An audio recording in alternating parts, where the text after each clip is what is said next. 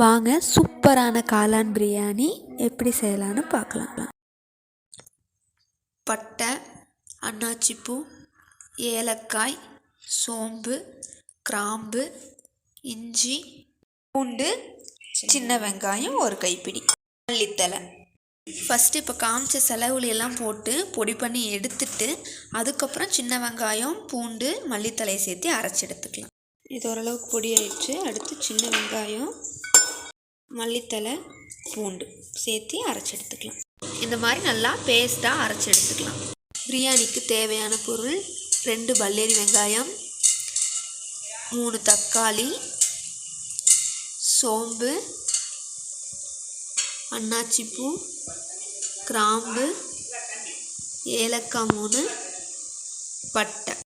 ஒரு பேக்கெட் காளான் இன்னைக்கு நாங்கள் எடுத்திருக்கோம். அதை நல்லா சுத்தம் பண்ணி கட் பண்ணி எடுத்துக்கலாம். பிரியாணி இலை, மல்லித்தலை, தேங்காய் அரைச்சி அதுலேருந்து பால் எடுத்து வச்சுருக்கு, மிளகாய்த்தூள், மல்லித்தூள் 2 ஸ்பூன். இந்த டம்ளரில் 2 டம்ளர் சீரக சம்பா அரிசி நாங்கள் எடுத்திருக்கோம். இப்போ பிரியாணியை தாளித்து விட்டுடலாம். தேவையான அளவு எண்ணெய், நெய் 1 ஸ்பூன்.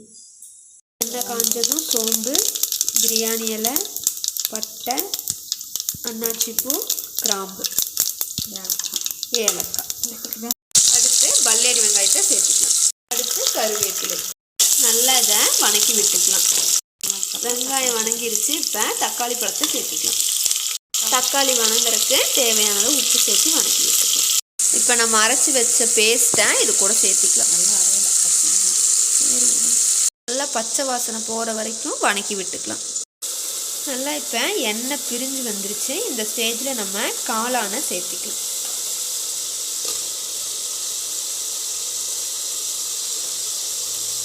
காளானை சேர்த்து நல்லா கலரி விட்டுக்கோங்க. ஸ்டேஜில் இப்போ நல்லா காளான் தண்ணி விட்டு வந்துருச்சு. இந்த ஸ்டேஜில் நம்ம மல்லித்தூள் சேர்த்திக்கலாம்.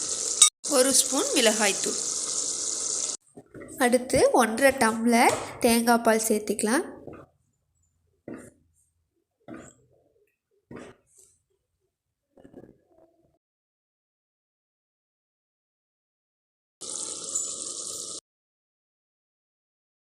தண்ணி 2.5 டம்ளர் சேர்த்திக்கலாம்.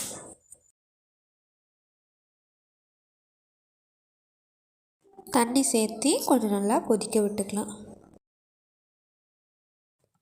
இப்போ நல்லா கொதிச்சு வந்துருச்சு. நம்ம இது கூட மல்லித்தலை தூவி விட்டு அடுத்து ஆல்ரெடி அரை மணி நேரம் ஊற வச்ச சீரக சம்பா அரிசியை இது கூட சேர்த்திக்கலாம்.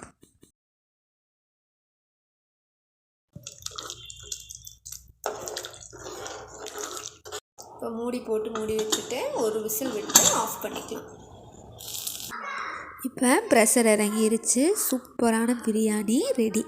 மல்லித்தலை தூவி நெய் 1 ஸ்பூன் அல்லது 2 ஸ்பூன் ஆட் பண்ணி நல்லா கலரி விட்டு எடுத்துக்கலாம். சூப்பராக பிரியாணி ரெடி ஆயிடுச்சு. பரிமாறிடலாம் வாங்க. சூடான காளான் பிரியாணி,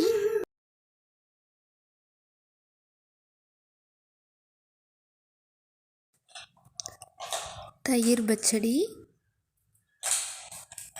அடுத்து காளான் குழம்பு.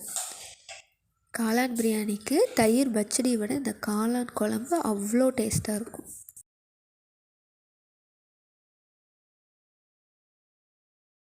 வாங்க டேஸ்ட் பண்ணி பார்க்கலாம். அப்படியே ஒரு காளானோட கொஞ்சம் பிரியாணி எடுத்து குழம்புல நல்லா டிப் பண்ணி அப்படியே குழம்புல இருக்க காளான் ஒரு பீஸ் உள்ளே வச்சு அப்படியே சாப்பிட்டா அடடடடா என்ன டேஸ்ட்டு. கண்டிப்பாக ட்ரை பண்ணி பார்த்துட்டு எப்படி இருக்குன்னு கமெண்ட்டில் சொல்லுங்கள்.